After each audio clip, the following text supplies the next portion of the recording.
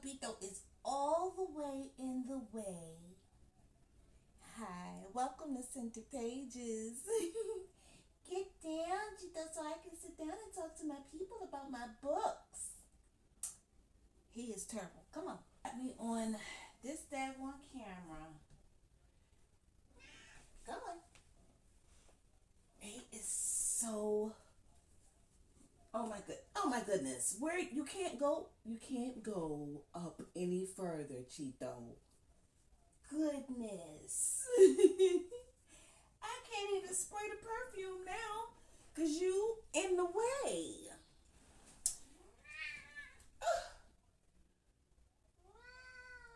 Oh my goodness.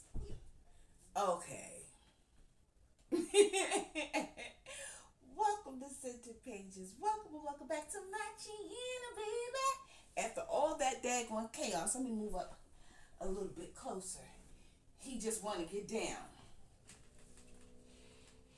Move a little bit closer. The closer I get to you, yay, the more you can hopefully see that I love you. Hey, hello. That's a little bit better. I feel like that's a little bit more welcoming, a little bit more cozy. So anyway, yeah. So like I was saying, I read some books. I wanted to get on and do a little reading update, have a little chit chat. I got new perfume too. Look at that bottle. Isn't that so cute? It's by this new. Well, I can't say it's a new perfume house. It's new to me. Me and my son have been all on this perfume house. He also likes colognes as much as I like my perfumes or whatever. And this perfume house, Armaf, they have a really good, like a lot of really beautiful bottles, male and female colognes, and perfumes. Lots of really pretty bottles, and me and my son have just been going on there picking out all the cute bottles that we like. And this was one I thought that was like so on theme with my channel, and I thought it was so unique and cute. And look at how the top opens up. Look at that. Nice atomizer, beautiful quality. Oh my goodness. And then it smells so good. So this isn't the only perfume that I have by this house. The other one over there I have too. Also smells just as good. I haven't, so far with the two that I've gotten, I have not been disappointed. And they're not like overly pricey. So this is Art d'Amour. It's giving paint. It's giving thriller. It's so cute. So its main accords are vanilla, sweet, amber, rose, patchouli, fruity, musky, warm, spicy, woody, and aromatic. And then we have beautiful top notes of orange, bergamot, lemon, lychee, pear. We have middle notes of rose, fruity notes, jasmine, and the base notes are tonka bean, patchouli, musk, and vanilla. Absolutely amazing. I love it. It's my new favorite little baby.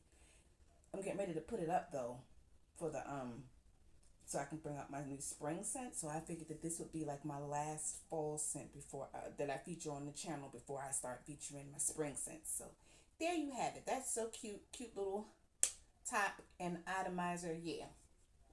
So I have 7 books that I want to talk about today. I got my coffee. We're gonna be here for a minute, chit chatting. So make sure you get something nice and warm and cozy to drink, some coffee or some tea or something. I got the fireplace going. So let me see. I'll talk about the nonfiction first.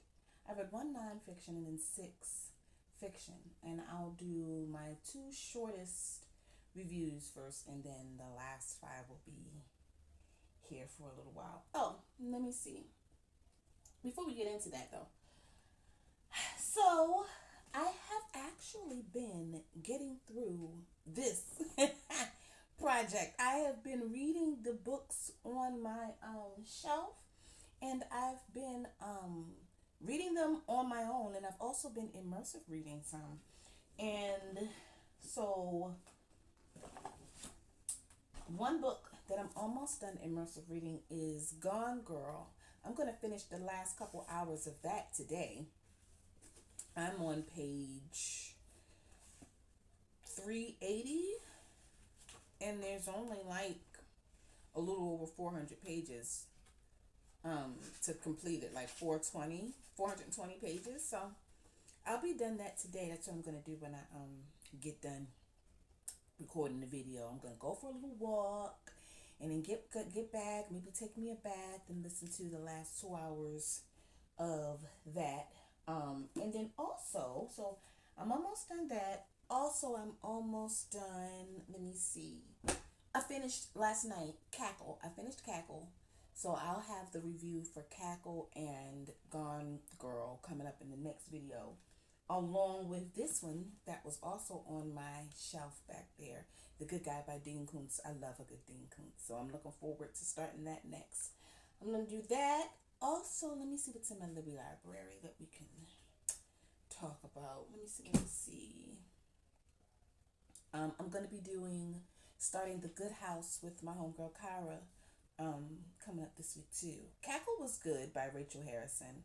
I'm going to do Play Next by her. Um, and I'm going to also start a library book that I have over there called Harlem Rhapsody. It was the one about the love affair between like W.E.B. Du Bois. It's set in the Harlem Renaissance era. I can't wait to get into that. That seems like it's going to be cute. So, yeah, I think that's it far as the update. What I'm currently reading, what I'm going to be reading. Yeah. All right. So that's that. Let's talk about what I did read.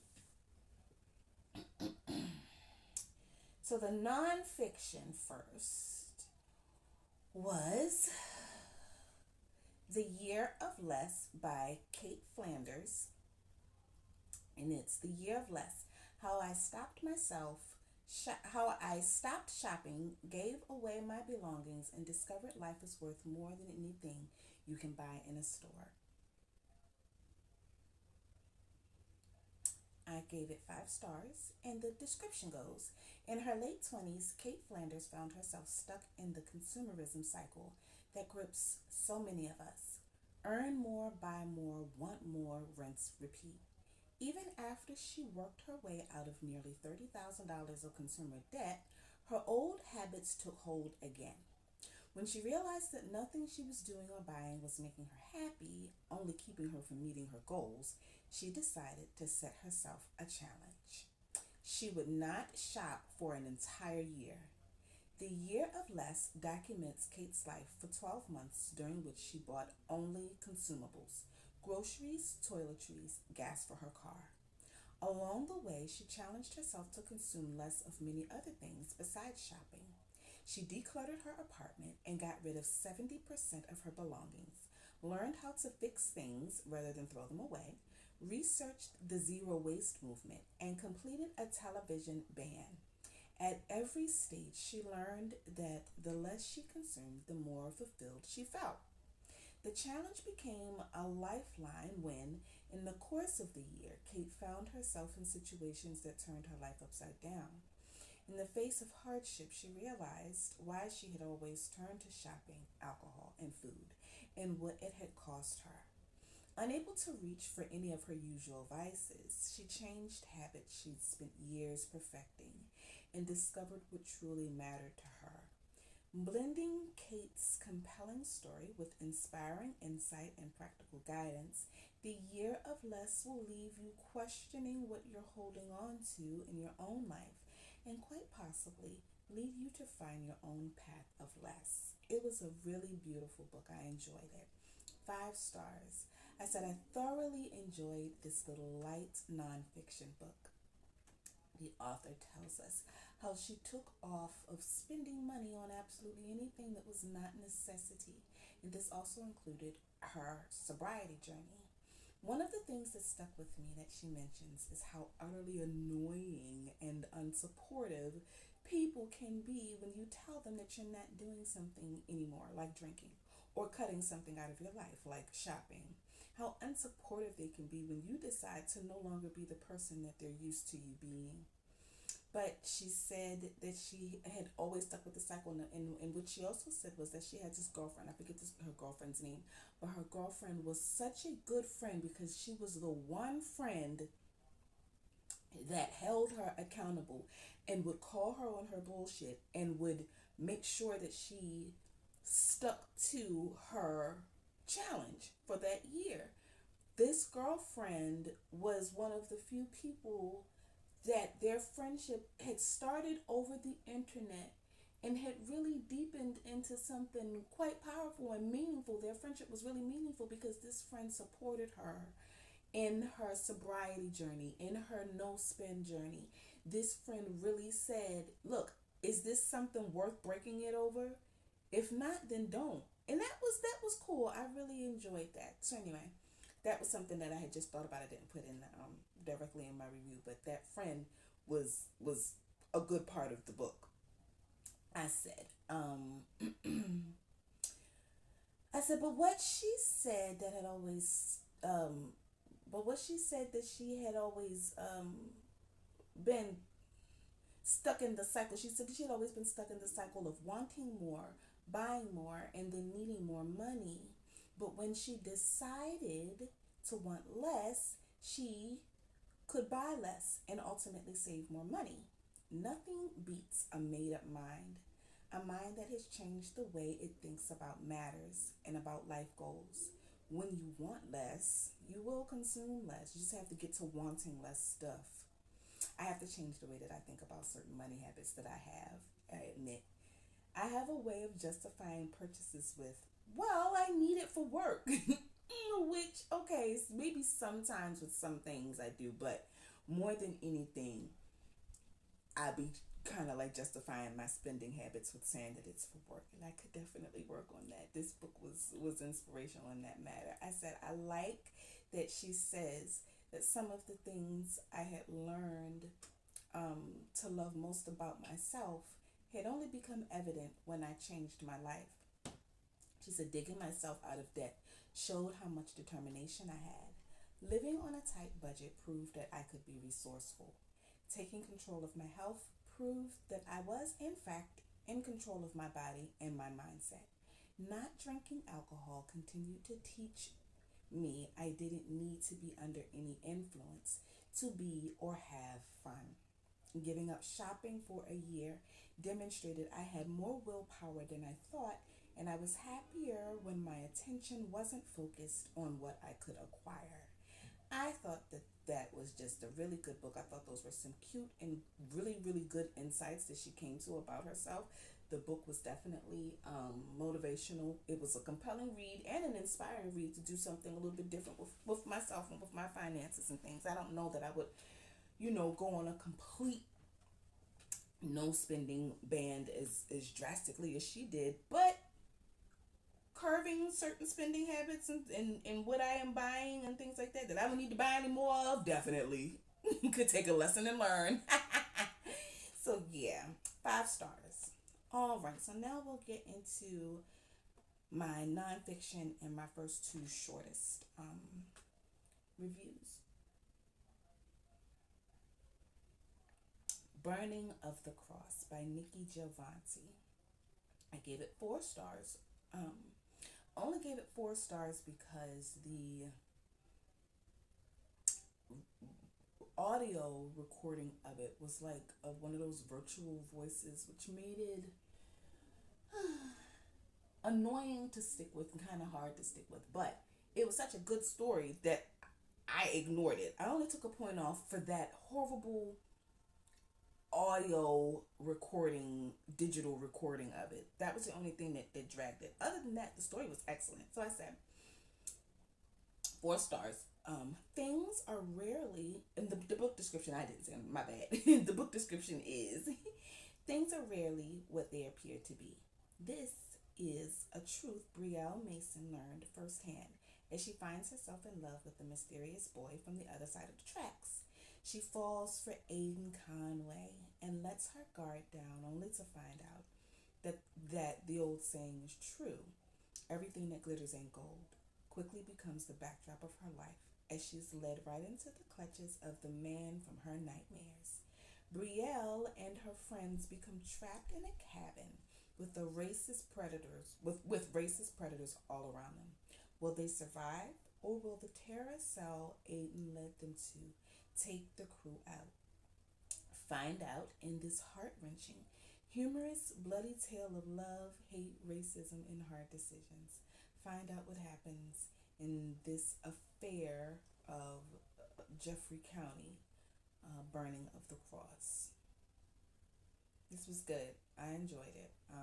4 stars. I told you that the only reason why I took off the 1 star was because of the digital voice recording, but I said I liked this a lot. It was an over the top love story with a racial backdrop. I was cheering for Aiden and Brielle the entire time. Buck was the worst husband and father in book history that I've read so far. Great villain. I liked Brielle's homegirl Keisha. It was funny and light, and I can't wait to read more from the author Nikki Giovanni. She's got a whole catalog of fun books that I can't wait to get through, like I did Tanisha Stewart. All right. Next, I have A Sorceress Comes to Call. I gave 3 stars. The book description goes: Cordelia knows her mother is unusual. Their house doesn't have any doors between rooms, and her mother doesn't allow Cordelia to have a single friend, unless you count Falada, her mother's beautiful white horse. The only time Cordelia feels truly free is on her daily rides with him. But more than simple eccentricity sets her mother apart. Other mothers don't force their daughters to be silent and motionless for hours, sometimes days on end. Other mothers aren't sorceresses. Wait a minute. Aren't sorcerers. Okay, I was thinking that it was supposed to have a source, like, I was supposed to say sorceress. But no, that's not it. My bad. Okay. After a suspicious death in their small town, Cordelia's mother insists they leave in the middle of the night, riding away on Falada's sturdy back, leaving behind all Cordelia has ever known. They arrive at the remote country manor of a wealthy older man, the squire, and his unwed sister, Hester. Cordelia's mother intends to lure the squire into marriage, and Cordelia knows this can only be bad news for the bumbling gentleman and his kind and intelligent sister. Hester sees the way Cordelia shrinks away from her mother and how the young girl sits eerily still at dinner every night. Hester knows that to save her brother from bewitchment and to rescue the terrified Cordelia, she will have to face down a wicked witch of the worst kind. So, okay, I said it was just okay for me. I really enjoyed Hester and her calling Evangeline Doom for the entire book. Now that was funny. I said she was funny, but the book was still a little too slow for me. I personally struggled for it to keep my attention, so I kind of ended up DNFing it like about 60% through. What happened was it had gotten to a point where I had to listen to like 3 hours and like a day of it, and that meant that I would have had to like binge listen to it all day, and I just didn't have it in me for that book to binge listen to hours of it on it. And I had gotten through so much of it by the skins of my teeth, but I ended up DNFing it. I said the atmosphere was amazing. It was dark and heavy, and it dragged on as much as the story did. While Evangeline spun her sorceress web of control through her daughter's life. The concept of it was interesting. I just couldn't get into it as much as I would have liked to. So that's why I gave it 3 stars. It was still a really good, like I said, good story, good concept. It's a little slow for me. Sorry. All right. So now my longer reviews. Get your coffee ready, honey. Sip on your cup of coffee. I have a coworker, and she's from Brooklyn, and I love her accent. And in the mornings, she usually is relieving me.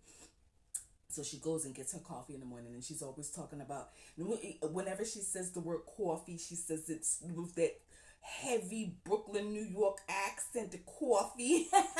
And it's so cute. I love to hear her say that. So I have my coffee. Let me see. I put cinnamon cinnamon roll creamer in it. And then for breakfast this morning, I had a bacon, egg, and cheese sandwich and 2 bowls of Honey Nut Cheerios, and it was delicious. I am very full and definitely ready to go on this walk when I get done this. All right. Cross My Heart by Megan Collins. This was so good. Oh my God. I gave it 5 stars, honey. Listen to this, the book description. She has his dead wife's heart. The one she wants. What? She has his dead wife's heart. The one she wants is his. Oh my. The author of The Family Plot brings her signature prose to a twisty novel about a heart transplant patient who becomes romantically obsessed with her donor's husband. Ciao. Rosie Lachlan, I guess it's Lachlan. I guess that's how you pronounce her last name. I can't pronounce it. Wants nothing more than to find the one. A year after she was dumped in her wedding dress, she's working at her parents' bridal salon, anxious for a happy ending that can't come soon enough. After receiving a life-saving heart transplant, Rosie knows her health is precious and precarious. She suspects her heart donor is Daphne Thorne, the wife of a local celebrity author, Morgan Thorne, who she begins messaging via an anonymous service called Donor Connect, ostensibly to learn more about Daphne. But Rosie has a secret. She's convinced that now that she has his wife's heart, she and Morgan are meant to be together. As she and Morgan correspond, the pretense of avoiding personal details soon disappears, even if Rosie's keeping some cards close to her chest. But as she digs deeper into Morgan's previous marriage, she discovers disturbing rumors about the man she's fallen for. Could Morgan have had something to do with his late wife's death? And can Rosie's heart sustain another break? Or is she next? Yeah. I said Rosie was a trip and a mess. A heart transplant recipient who becomes obsessed with her donor's husband named Morgan. At first, I thought it was going to be like some supernatural type of love story where like the wife's heart would still be calling out to and loving her husband via Rosie from beyond the grave, or Rosie would start acting like the dead wife Daphne because of her heart cell memory. Kind of similar to the Lisa Stone book, The Darkness Within, that I had read last year, but it absolutely was not. It was not at all like that. It was far too crazy and unhinged to be that. And it was even worse than those concepts. And those concepts is crazy and unhinged. Chat, honey. I said, we've got, let me put my coffee down because this is a lot. The heart transplant, the falling in love with the donor's husband, and if those two things aren't enough, it gets worse. It goes on. So we have 2 Rosies, because there's a Rosie impersonator. We have possibly and probably the murderous husband in Morgan, the love interest, or the dead wife's husband. And last but certainly not least, we have Morgan's female best friend Blair, who adds another layer of stupidity to the entire thing. It was a lot. Like, it was good and it was compelling and I loved it, but it was a lot. I was just a little teeny bit confused at the end. That was it. That was just the only thing. Because here's a spoiler alert. Spoiler. So if you need to read the book, go read the book because I'm about to give some spoilers away. How did Edith get in contact with / find out about or get to know Morgan in the first place to also become obsessed with him? I said there are like 3 separate females obsessed with this man. And okay, like he's a famous author, so I get it, I guess, but also it's not that serious. It never is. Rosie should have beaten the dog crap out of Edith and gotten as far away from her as possible, but instead they become fast friends. They become friends by the end of the book. Like, Edith dyed her hair pink like Rosie, called herself Rosie, and started dating the man that the real Rosie was obsessed with. Child. If that's not giving single white female, I don't know what is. And she should have gotten beat up for it. Because her doing all of that is what caused the real Rosie to be a suspect in Morgan's murder. But by the end of it, they're friends. Well, who needs enemies when you've got friends like that? Like, I say beat her up. I said, Rosie tends to become obsessed and loves a little too hard. She makes too much out of small gestures, and she should really. Oh, she makes too much out of small gestures that should really be paid no mind, but she gets too wrapped up in it. I did like her story arc though, and I liked how she acknowledges that part of her by the end of the story and sets out to change it and put herself and her health first. She says, after Brad ended things, I caged myself in my bedroom, darkened the windows, refused the company of people who cared, muted all phone numbers except for his, which never lit up my screen. It was debilitating work, turning my pain into a prison, but disturbingly easy to do because just like Blair, I pinned my happiness on someone else. And over the years, I changed myself bit by bit for so many different men that without one, I had no core identity to fall back on. I became only the absence of them, she continues. But that's a lot of pressure to put on my future, especially when I have no idea how long it will be. It doesn't even make sense to me anymore. The idea that to make my remaining time worthy, I have to spend it with somebody else.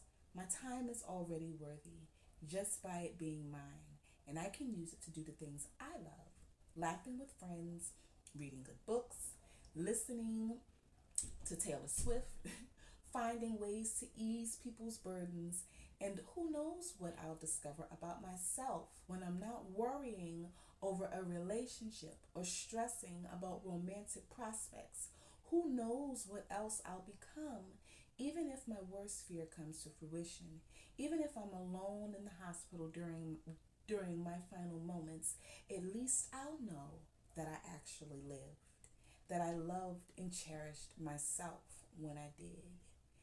I thought that was a nice quote. I thought she did so good. I said, I did like that Rosie reconnects with the detective in the story, Jackson's little sister again. They had been friends in high school, and Detective Jackson told her that his sister mentioned that they had known one another and Rosie was nice. That was one friendship that I liked for her, and that coincided with her goal to get back to herself outside of a boy, outside of men. I said I like that for her. But that daggone Edith, she needs to cut her off at all. If she's crazy enough to impersonate her, who knows what else that hoe might do? I like the end of the story, and it has a good healing trajectory. 5 stars. Beautiful book. Excellent. That was Cross My Heart by Megan Collins. All right, so next I have On a Pale Horse by Pierce Anthony. I gave it 5 stars, and the description goes, when Zane shoots death, he has to take the job, speeding over the world riding Morris, his pale horse slash limo, measuring souls for the exact balance of good and evil, sending each to heaven or hell instead of purgatory. The new Thanatos is superbly competent, ends pain when he ends lives, but Satan is forging a trap for Luna, the woman death loves. Okay, so just stick with me here. It was a fantasy book. I said, usually I don't like fantasy because I don't like that it seems like it's always told from the perspective of a teenager or a young adult, which is fine for people who like it, but I don't care to read books from that perspective all the time. I said, I like my main characters to be adults with adult challenges and the story to be told from an adult perspective. Um, and this certainly was. Zane mistakenly kills Death one day. In this universe, Death is personified along with other incarnations like time, fate, nature, good, and evil. There are seven of them all together, and they each have their own book in this series. So they can be read as standalones or all together because they all make cameos in each other's books also. It was so thought provoking, this book, and I was underlining a lot of stuff for it to be a nonfiction book. I liked how Zane wanted to be the incarnate of death that made death not so fearful. He brought an element of compassion to death. I thought that was cute. The author said in the author's note that he wrote the book at a time in his life where he had gotten some not so good health diagnosis from his doctor and thus had to look at and come to terms with his own mortality. Uh, and look at the gem that came out of that dark night of the soul. This is exactly what I wanted from fantasy. It was good and fast paced throughout the entire book. It was funny while still being dark. I can't wait to read some of the other books in the series. I have Being Green Mother over there on my shelf, and also I have and Eternity. I'm not sure what that one is about, but I'm looking forward to it. 5 stars for On a Pale Horse by Pierce Anthony. Really good. All right, and then next, last but certainly not least, how long have I been talking? Oh, okay, not too long. 30 minutes is usually about how long my reading wrap ups are. I try, well, let me not lie. I try to keep them at about 30 minutes.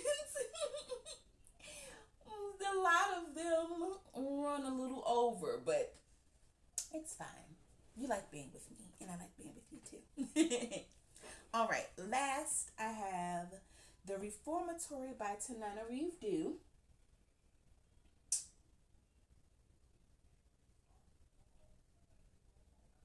And this one was 5 stars for me. This was really good. I enjoyed it.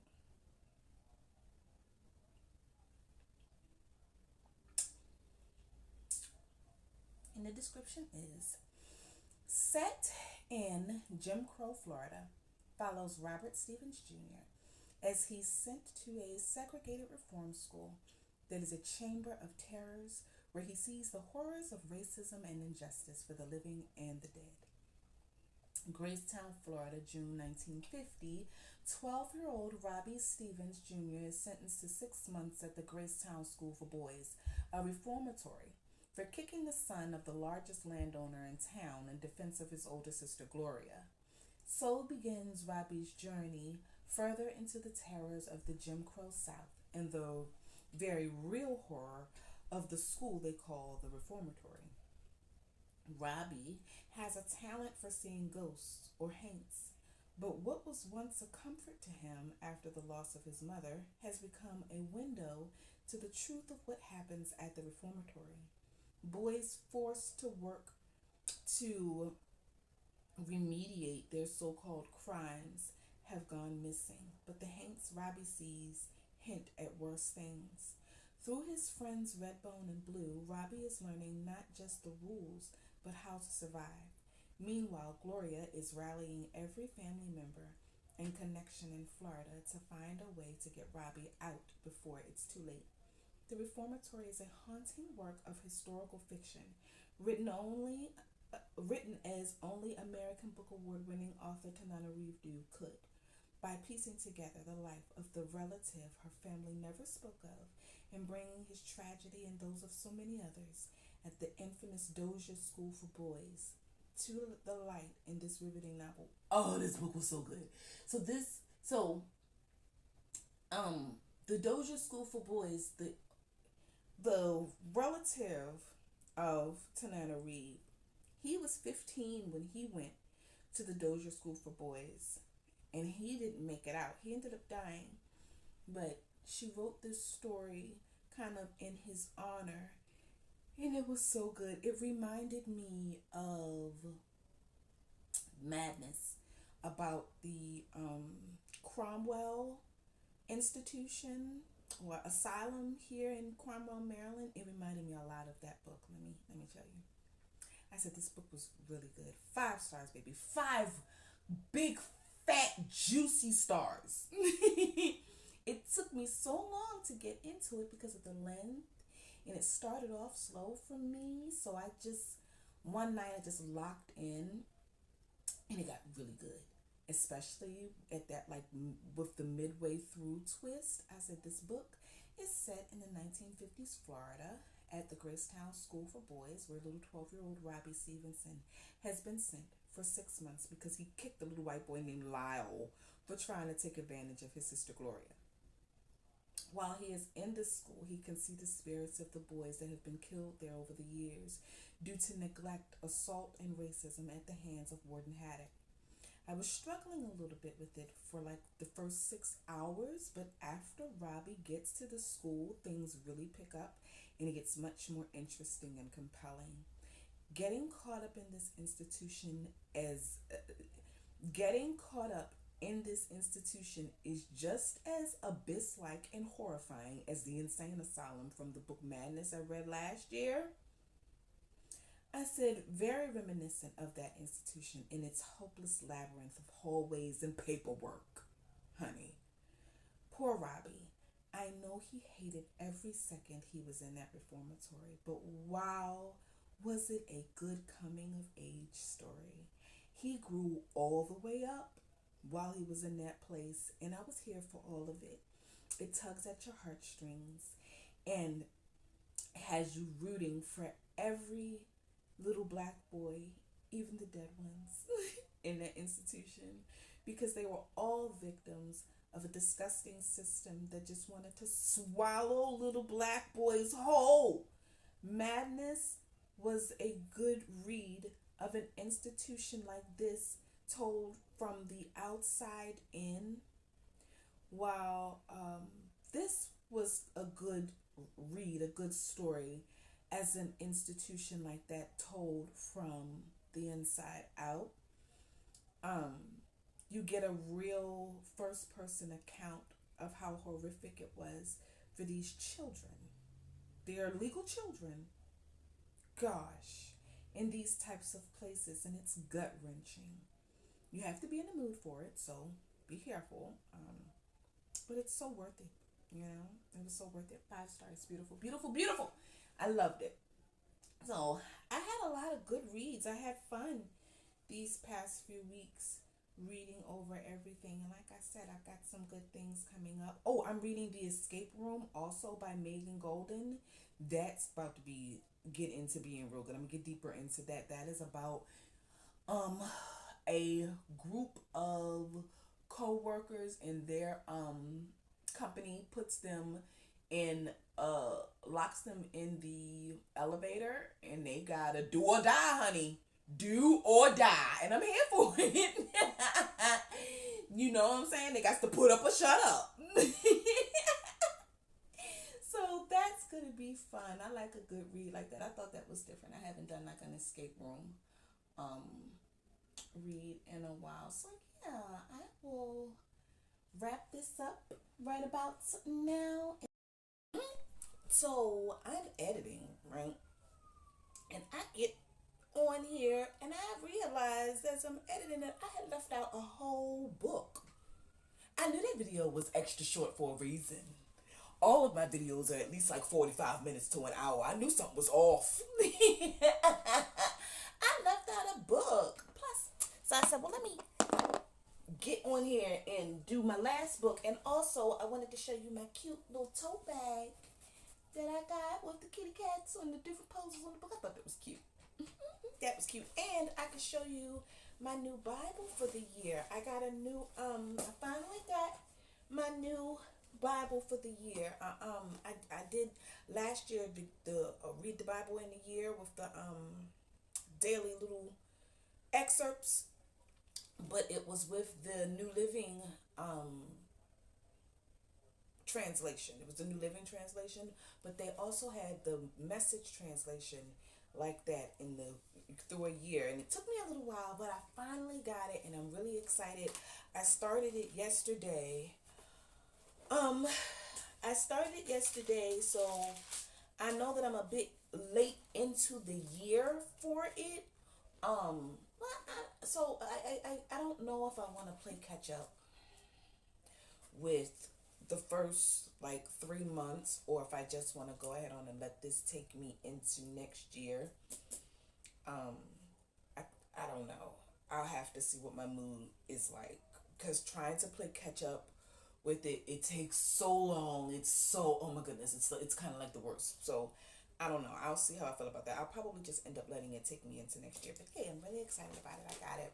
I got a new cover for it and everything. So it had become such an important part of my reading routine that and when I saw that they had the Message Bible specifically, um in the daily format, I was really excited to do it again.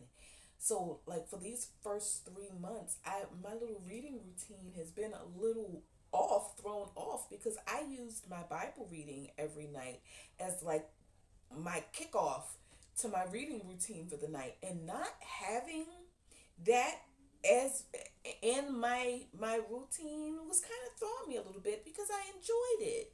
It was about 15 or 20 minutes time that I would have to just kind of, sit down and get quiet and get with God. And it was that designated time that I had, to just pray and have with God. And I enjoy it being a part of my routine, and I want to keep it, as a part of my routine. And so having a different version of the Bible to read is, I'm looking forward to it. It's enjoyable. It helps with things too. Because I got to be honest, like at the end of the year last year, with the New Living Translation, by the time the end of the year came, by like November, December, I was like, oh my goodness, I'm kind of over it. I was like, I don't know if I want to do this again next year. And I was kind of just like, I think I'm just going to have something else as a part of my routine instead of it being the Bible. But no, honestly, I really like having the Bible as a part of my routine. And like I said, when I saw that they had the Message Bible, because the Message translation is so good to me and is so close to my heart. When I saw that they had that in the get through it in a year, I said, well, I'll go ahead on and do it again. And so yeah, we'll see how it goes. Now I might not do it for a third year in a row, but I'm gonna definitely try to stick with this for at least one more year. So, the last book that I wanted to talk about, though, why I got back on here, goodness gracious, I can't believe I didn't, I don't know what in the world I was thinking. Because I got it right here. Silly. Anyway, Too Old for This by Samantha Downing. This was good, too. I can't believe I forgot to talk about this. This was good. I gave it 4 stars. I enjoyed it. The book description is: Lottie Jones thought her crimes were behind her. Decades earlier, she changed her identity and tucked herself away in a small town. Her most exciting nights are the weekly bingo games at the local church and gossiping with her friends. When investigative journalist Plum Dixon shows up on her doorstep asking questions about Lottie's past, and specifically her involvement with numerous unsolved cases, well, Lottie just can't have that. But getting away with murder is hard enough when you're young. And when Lottie receives another annoying knock on the door, she realizes this crime might just be the death of her. It was so good. I said I really enjoyed it. Plum shows up and she wants to talk to Lottie about some old ass, dead ass, water under the bridge ass shit that happened decades ago. Crimes that Lottie done already got away with, and especially a specific crime. Anyway, I was on Lottie's side about it. Cause what are you bringing up old dead water under the bridge stuff for? Not letting this old lady continue to mind her business. I said, and especially if Plum leaves it alone and doesn't try to rehash the buried past. And honestly, I was on Lottie's side about it until I realized what a monster Lottie really is. The old lady needed to be under the jail or worse It's been a while since I've read the book, but I do think